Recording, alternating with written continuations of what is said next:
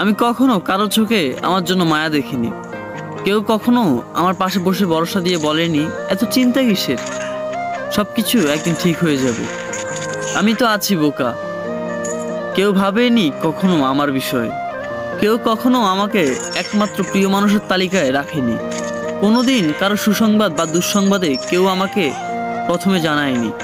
গানের লাইনে ভুল করে আমার নামটা গেয়ে ওঠেনি।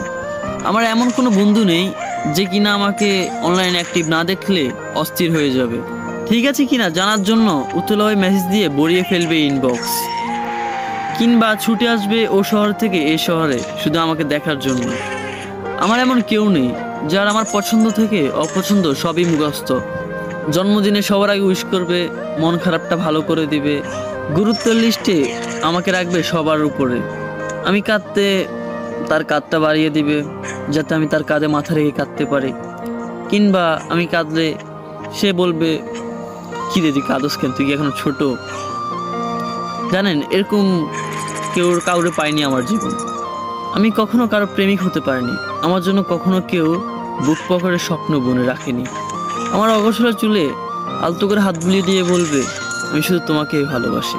ভুল বানানের চিঠি লিখে কেউ আমার বইয়ের বাজে রাখিনি কখনো। আমার চৌকাঠে কখনো একান্ত আমাকে ভালোবাসে এমন কেউ আসেনি। আমার পাশে হাত ধরে কেউ কখনো হাঁটেনি। আমার পাশে রিকশায় বসে এই গোটা শহরটা কেউ কখনোই ঘোরেনি। অতএব কেউ কখনোই আমাকে ভালোবাসেনি।